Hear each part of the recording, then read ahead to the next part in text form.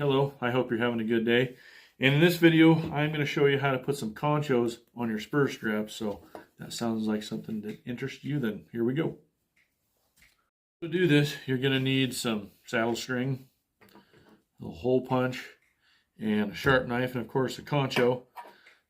So the other day I was making this video and I was actually putting these conchos on to these spur straps, and they've got to be a Chicago screw style concho for this. But anyways, the screw broke off in the other concho, so I had to order some new ones, and I found these ones. They're pretty cool looking, so those are the ones we're going to be putting on these spur straps today. And I will warn you that this will make your spur straps longer. So if they're already too long, you either want to do something else or go get some different spur straps, but we'll make them a tiny bit longer. What we're going to do is we're going to use the already existing hole here where you attach your spurs. And you're going to put your concho in there, and it's going to come out this hole. And then what we're going to be doing is we're going to be adding a piece of this latigo on there.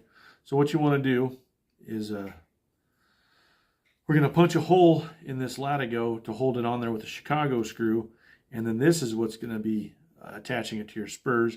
So to measure it, kind of hold it all together where everything's going to be, and then I like to go to the edge of the concho there. You can go a little bit past it, but that's about how long this little piece is going to be. So I'm going to cut it so where it just comes maybe 1/8 of an inch past this concho.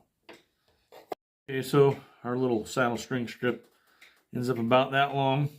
I'm going to punch a hole in it. And when you go to buy these hole punches, you want to test them out first, not necessarily on a piece of leather, but just make sure that this punch actually hits that brass stopper in the right spot. The last set I bought, this punch came clear down to the bottom of this, and it just didn't work.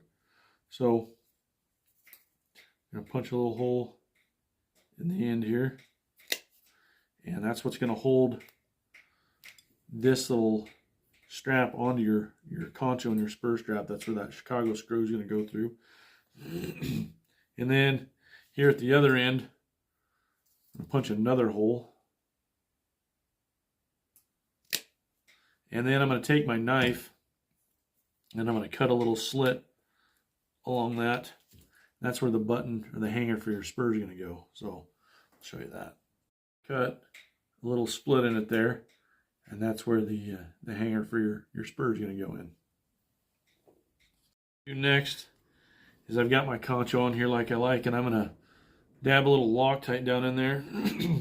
They make Loctite in a pin kind of deal now. That's, I think, easier to handle and a lot less messy than these tubes.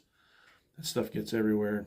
Anyway, I'm going to take my little strip of leather that I've cut to size and shape here and put it on there, line it up.